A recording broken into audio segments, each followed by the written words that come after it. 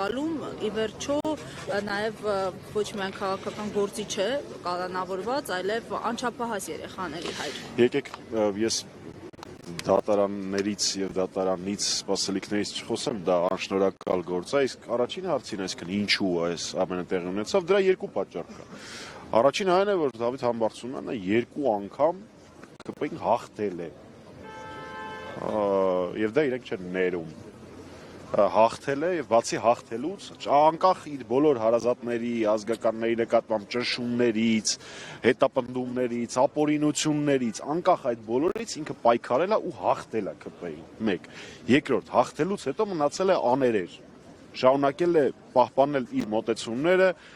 հանուն իր համայնքի, հանուն մեր երկրի, շենացրել է իր համայնքը, եղել է լավագույն համայնքապետերից մեկը ամբողջ Հայաստանում եւ շարունակել է խիստ հստակ ընդդիմադիր կեցվածք ունենալ։ Այս պատճառներին գումարվեց նաեւ այն փաստը, որ Դավիթ Համբարձումյանը ունեցավ այդ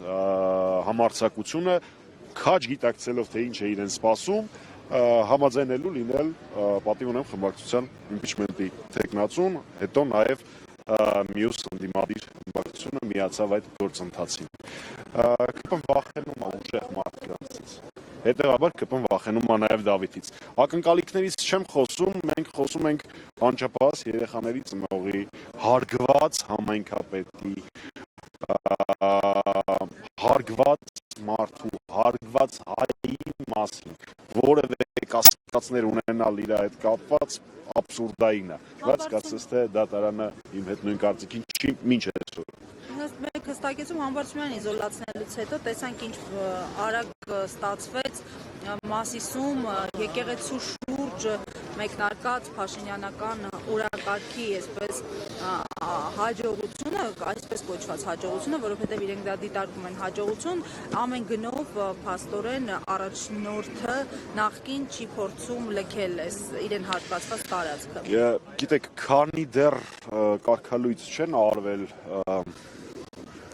Վեհապար Հայրապետին դավաճանած հոգևորականները, ես շատ սահմանափակ եմ գնահատականների մեջ, բայց կարծում եմ դեմքիցս հասկանալի է, թե ես ինչ վերաբերմունք ունեմ նման պահվածք ունեցող հոգևորականների հանդեպ։ Ինչքան որ ես գիտեմ, Մասիս համայնքում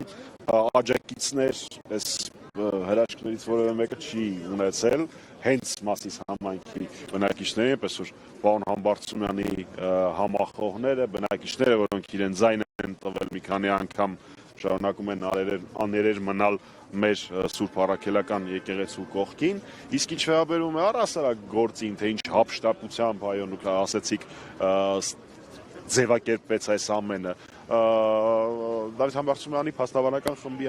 խմբի անդամներից մեկը, Տիկին Պապոյանը, բազմաթիվ օրինակներով ցույց է տվել, թե դատավոր Չիչոյանը թմրանյութի,